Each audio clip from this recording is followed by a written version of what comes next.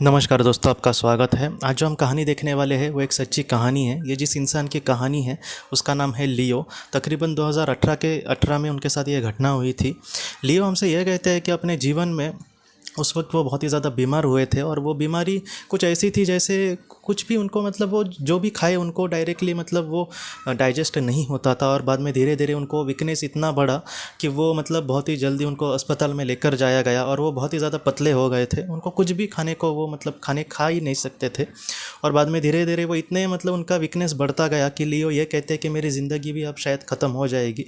मैं नहीं समझ पा रहा था और डॉक्टर भी इन सारी चीज़ों को अच्छे से नहीं समझ पा रहे थे। लियो ये कह रहे थे कि शायद वो उनको गलत मेडिसिन भी दे रहे थे क्योंकि इनको कुछ हुआ होगा अलग और उनको गलत दवाई कुछ दिया जा रही है, इसलिए उनके शरीर पर और भी ज़्यादा बुरा असर उसका हो रहा था। धीरे धीरे उनकी हालत जो थी दोस्तों और भी ख़राब होती गई और लियो एक बार ये कहते हैं कि वो पूरी तरीके से मूर्छित हो गए, पूरी तरीके से बेहोश हो गए। और बाद में लियो ये कहते हैं कि मैं कुछ भी नहीं समझ पा रहा था। पहले तो उनके सामने आंखों के सामने अंधेरा ही छा गया था और उसके बाद धीरे धीरे उजाला हो गया। और लियो ने देखा कि मतलब आज वो थोड़ा सा चैतन्य उनमें ज़्यादा दिख रहा था। जैसे वीकनेस आए तो हमें ज़रा भी फ्रेश नहीं लगेगा और बहुत सारे दिन आपके मतलब हम 10-12 दिन ऐसे ही मतलब बहुत ही ज़्यादा वीकनेस में है और अचानक हमारी चेतना बहुत ही ज़्यादा आई, तब हम अपने घर वालों को कहेंगे कि नहीं अभी मुझे अच्छा लग रहा है। वैसे ही लियो को लग रहा था कि मैं अपने घर वालों को बोलूँ कि अब मुझे अच्छा लग रहा है, अपने डॉक्टर को बोलूँ कि मुझे अच्छा लग रहा है। लेकिन वो कहने के लिए जा रहे तो वो ठीक से जैसे पृथ्वी पर हम बात करते हैं वैसे उनके मुंह से शब्द नहीं आ रहे थे। और बाद में लियो ये कहते कि मैं नहीं समझ पा रहा था। बाद में लियो को ये पता चला दोस्तों कि वो अस्पताल में है ही नहीं, वो किसी और ही दुनिया में है। और उस दुनिया के बारे में लियो ये कहते हैं कि जैसे आसमान में मैं खड़ा हूँ लेकिन मैं नीचे नहीं गिर रहा और मेरे मन में वो घबराहट भी नहीं है कि नीचे गिरने की। मतलब मैं आपको समझाता हूँ इस बात को क्यों महत्व है। अगर हम मतलब डायरेक्टली आसमान में ऐसे ही चले जाए समझो उड़कर, तो ऐसे वक्त में एक हाँ मज़ा आएगा या फिर अच्छा लगेगा वहाँ पर आसमान को देखना इतना पास से। लेकिन कैसे है कि एक घबराहट भी होगी मन में कि मैं नीचे गिर जाऊँ। लेकिन वो ऐसी कुछ अवस्था में थे कि उनको डर भी नहीं लग रहा था लियो को, कि वहाँ पे डर भी नहीं लग रहा है नीचे गिरने का। और वो ऐसे लग रहे थे जैसे किसी ने मतलब संतुलित मुझे रखा है या फिर कोई मेरे साथ है या फिर कोई मुझे संभालने वाला है जो मुझे कोई भी चोट नहीं आने देगा। और बाद में लियो ने अपने आप को देखा तो उसका शरीर भी उस तरीके से नहीं था जैसे पहले था। लियो ये कहता है कि मुझे शरीर भी वहाँ पर नहीं था या फिर मैं इतनी ऊंचाई पर था फिर भी मुझे डर नहीं लग रहा था।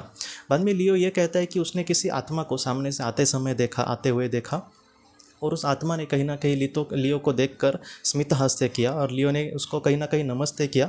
लियो ये कहता है कि मैं अपने पृथ्वी के जीवन में कभी भी मैंने किसी को इतना मतलब रिस्पेक्ट ऐसे दिया नहीं, लेकिन आज उस पवित्र आत्मा को उसको देखकर ही लग रहा था कि ये मुझसे बहुत बड़ी है या फिर इसके अंदर जो ज्ञान है वो बहुत ज़्यादा है। तो इसलिए इन्होंने उसको नमस्ते किया और बाद में उस पवित्र आत्मा ने ये कहा कि तुम्हारा जीवन अब ख़त्म होने जा रहा है तो तुम तैयार होना यहाँ पर आने के लिए। लियो ये कहता है कि मैं तैयार नहीं था असल में, क्योंकि मुझे पृथ्वी पे ऐसे लग रहा था कि मुझे कुछ काम बाकी है। लेकिन लियो ने ये कहा कि आपको क्या लगता है मुझे अभी यहाँ पर आना चाहिए क्या।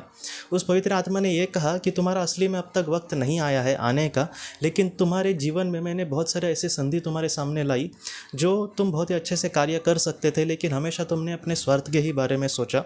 और बाद में लियो ये कहता है कि उसके मन में मतलब उसके मतलब मस्तिष्क में कुछ ऐसे संदेश डाले गए जैसे मतलब मुझे अगर किसी को कुछ कहना है पुरानी किसी चीज़ को लेकर तब उसको मैं याद दिलाने की वो कोशिश करूँगा।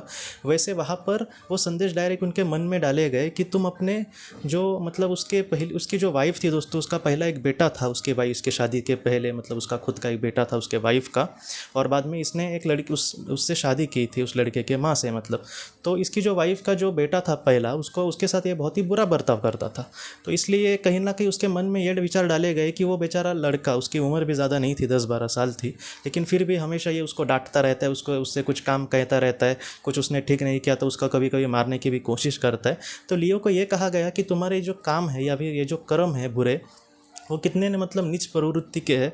एक बेचारा बच्चा उसके जो पहले मतलब उसके सच्चे जो पिताजी थे वो इस दुनिया से चले गए थे। बाद में उसकी माँ को लगा कि ये लियो उसको अच्छे से संभालेगा और ये उस वक्त बहुत ही अच्छे से उससे बात करता था, इसके लिए उसने बच्चे की वजह से इसके साथ शादी की थी। लेकिन ये अपने उस बेटे को प्यार देने के वजह मतलब प्यार नहीं दे रहा था, उल्टा उसके साथ बुरा बर्ताव कर रहा था।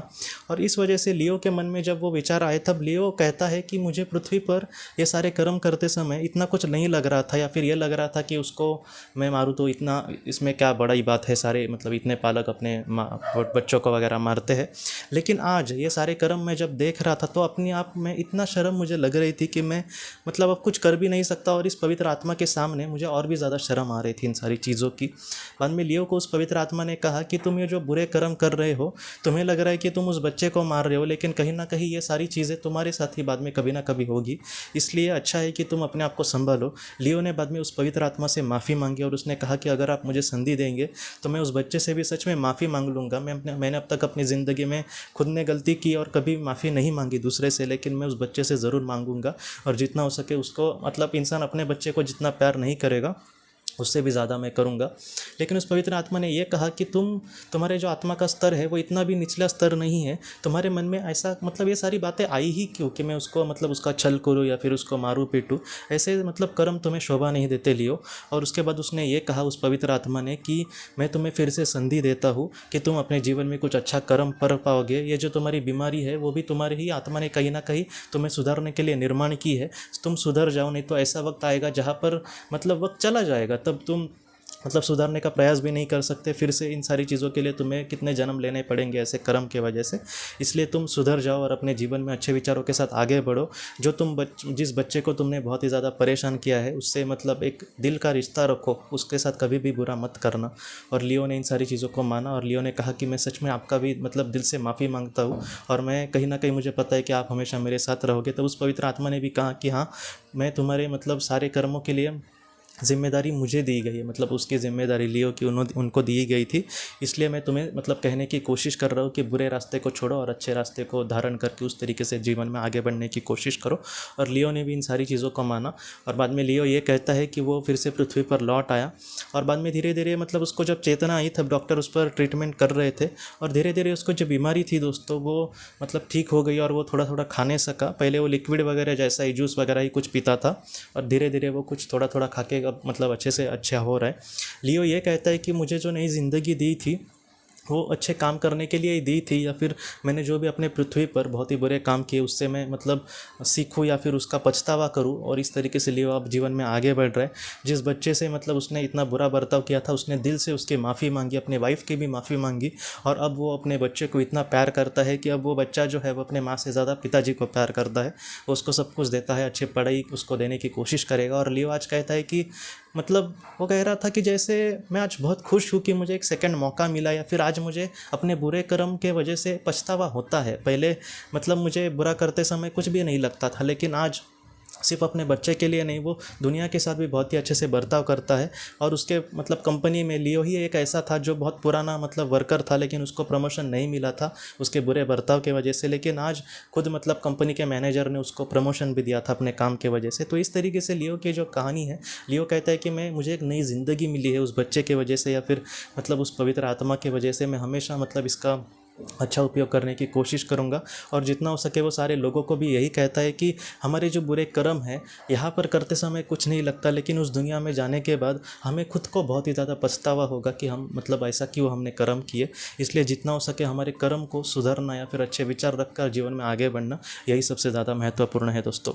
लियो की जो कहानी है सबसे मुझे लगता है कि एक बहुत ज़्यादा पाठ हमें देती है कि हमारे जीवन में कभी भी कुछ ऐसा हम ना करें जिसका पछतावा हमें खुद को हो दोस्तों।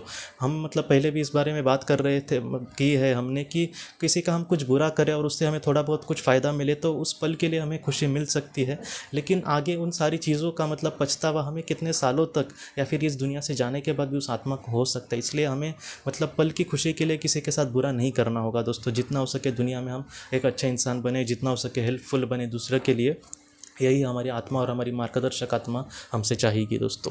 तो दोस्तों हम अपनी अगली वीडियो में किसी नए विषय को लेकर मिलेंगे, तब तक आप अपना अपने परिवार का ख्याल रखना। आपका बहुत बहुत धन्यवाद। ज़िंदगी की रोशनी ये एक कंसल्टेंसी है जो ऐसे लोगों को मदद करने की कोशिश करती है जिन्होंने किसी अपने को खोया है या फिर जो लोग अपने जीवन में बहुत ही ज़्यादा दुखी है। जो लोग इस संस्था के साथ जुड़ते हैं उनको इस विषय की किताबें और जानकारी भेजी जाएगी। इसके साथ साथ जो लोग पास्ट लाइफ रिग्रेशन थेरेपिस्ट के पास नहीं जा सकते, अगर वो घर पे अभ्यास कर सके, इस वजह से उनको पास्ट लाइफ रिग्रेशन की ऑडियोज़ भी भेजी जाएगी। और इसके साथ साथ ध्यान में एकाग्रता बढ़ाने के लिए कुल मिलाकर 5 5 ऑडियोज़ भी उनको भेजी जाएंगी। तो जो लोग इस संस्था के साथ जुड़ते हैं उनको यह सारी चीज़ें उनके ईमेल पर या फिर व्हाट्सएप पर भेजी जाएंगी। अगर आपको इस संस्था के साथ जुड़ना है तो कृपया इस नंबर पे व्हाट्सएप करें।